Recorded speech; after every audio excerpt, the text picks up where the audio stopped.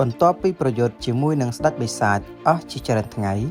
ថាមពលដែលបានបំផ្ទុះខ្ញុំបានប្រើវាអស់ហើយតែមានរឿងចម្លែកមួយមូលហេតុអ្វីបានជានាគភ្លើងរបស់ស្ដេចបិសាចមិនទាន់រលាយបាត់ទៀតស្ដេចបិសាចបានស្លាប់ហើយនាគភ្លើងក៏គួរតែរលាយសាបសូន្យដែរក្នុងពេលដែលស្ដេចនាគកំពុងតែពិចារណាស្រាប់តែនាគភ្លើងក៏បានស្រូបយកថាមពលរបស់នាគបៃតងរួចហើយក៏បំផ្ទុះខ្លួនទៅពេលនោះផងដែរស្រាប់តែស្ដេចបិសាចបានត្រឡប់មកវិញពេលនេះខ្ញុំយល់ហើយតាមពិតនាគភ្លើងនោះគឺជាឯងរីឯការស្លាប់របស់ឯងគឺគ្រាន់តែជាថាមពលដែលឯងបង្កើតឡើងតែប៉ុណ្ណោះយើងបានរងចាំពេលវេលាដែលឯងអស់ថាមពលនេះយូរមកហើយដែនបិសាចនរក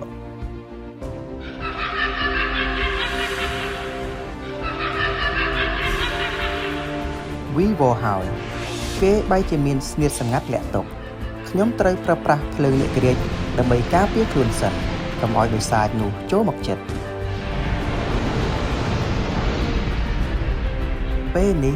ខ្ញុំគ្មានថាមពលគ្រប់គ្រាន់ដើម្បីបញ្ឆេះភ្លើងនាគរាជទៀតនោះឡើយភ្លាមនោះផងដែរ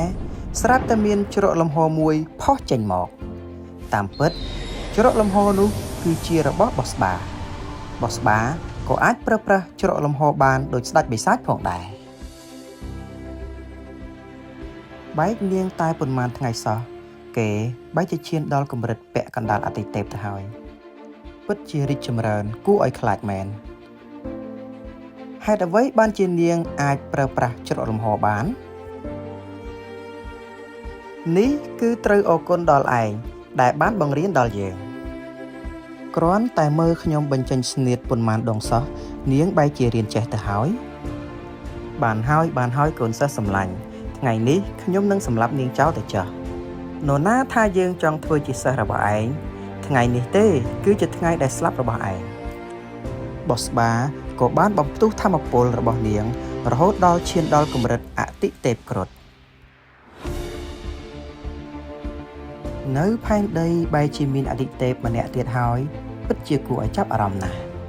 ថ្ងៃនេះមិនថាឯងមានស្នៀតសម្ងាត់អ្វីលាក់ទុកនោះទេឯងត្រូវតែស្លាប់នៅក្នុងថ្ងៃនេះបោះស្បាក៏បានប្រើប្រាស់ភ្លើងរបស់នាងរួចហើយក៏បានដុតកំទេចដែននរកបិសាចរបស់គេ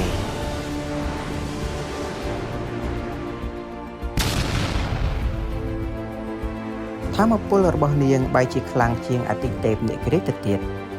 ពេលដែនត្រូវបានកំទេចស្ដេចបិសាចបានរងកម្លាំងវិបុកនិងឈឺចុកចាប់ជាខ្លាំងផែនដីអើយផែនដីឯងធ្វើឲ្យខ្ញុំចាប់អារម្មណ៍ជាខ្លាំងសួស្តីប្រិយមិត្តទាំងអស់គ្នាសូមប្រិយមិត្តទាំងអស់គ្នាជួយចុច Subscribe YouTube Channel របស់ Admin ម្នាក់មួយផងសូមអរគុណ